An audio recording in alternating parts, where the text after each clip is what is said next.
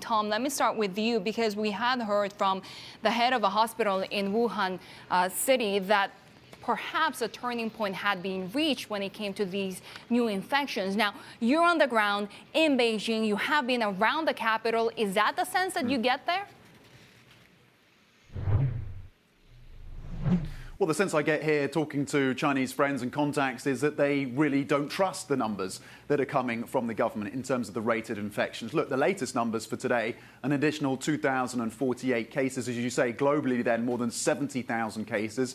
And as you rightly point out, then the death toll, according to these data points at least, 1,770. But there's a lack of trust, certainly here on the ground, amongst people when it comes to the infection rate and whether or not, frankly, they can believe the government on these numbers. In terms of the policies to further restrict the movement of people, we're seeing that on the ground here in the capital. We went outside of the city. There are roadblocks in place now preventing people who are not residents of villages or townships from entering those places, roads that are sealed off. So clearly, officials here in the capital and on the outskirts are concerned that this virus could spread here. And in Wuhan and Hubei specifically, of course, we've seen more draconian measures put in place by officials there who have told families that they are not allowed to leave their homes unless it's an emergency, and that private cars are banned from the entire province, a population of 60 million people. And most businesses there as well are to remain closed.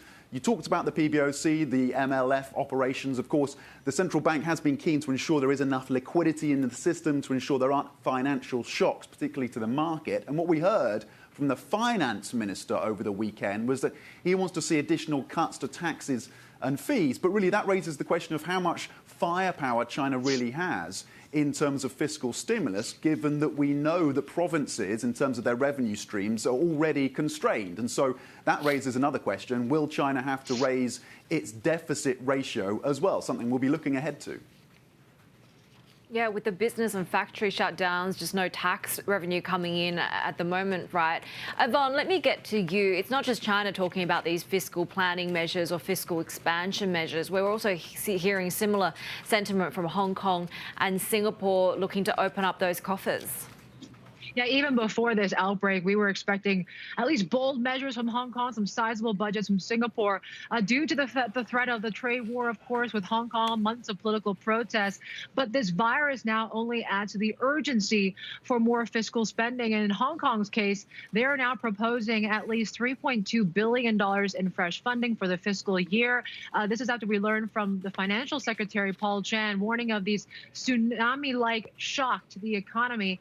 And this virus could have a bigger effect that goes far beyond the likes of F&B, retail, and the tourism-related industries. The budget coffers, as you mentioned, a lot of questions whether there is the room for that. The shortfall, according to Paul Chan, will likely continue for some time.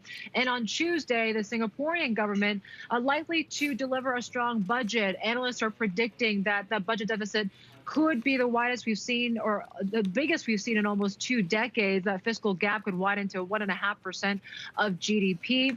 And the likes of Citigroup predicting that this economic package could be more than $500 million, which is 3 times more than what the Singaporean government spent back in 2003, the SARS epidemic. And Tom, you spoke earlier about, how degraded in some respects the social trust and trust in the government is, and the numbers that we're seeing at the moment, right? How is that playing through in terms of the leadership? Because there's yet more confusion in terms of Xi's response, or even kind of when he began handling this crisis.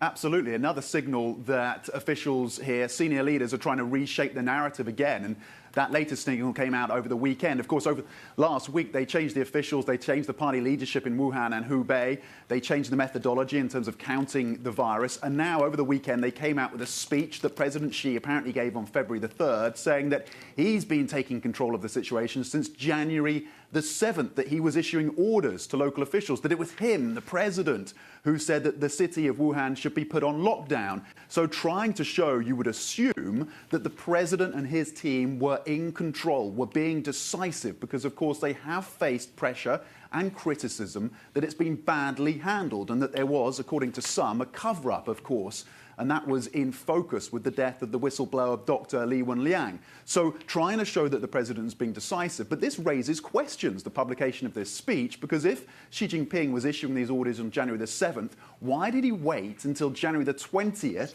to make any public announcements about the coronavirus, to publicly inform the people of China about the severity of this virus? That remains a question. And again, it underscores the fact that this is a political situation, a political pressure point, a political challenge for China's leaders, as much as it is an economic and a healthcare system challenge. This is something that the president will have to wrestle with. It may not pose, and is very unlikely to pose, a significant threat to the Communist Party, but what it may do is lead to discussions within the party, and that may lead to additional pressure on China's leader. And Yvonne, before we go, just give us the latest on that cruise ship that's being quarantined and docked in Yokohama, Japan. Yeah, the Diamond Princess, we learned the last couple of hours, the first charter flights that were flying out of Japan into the U.S.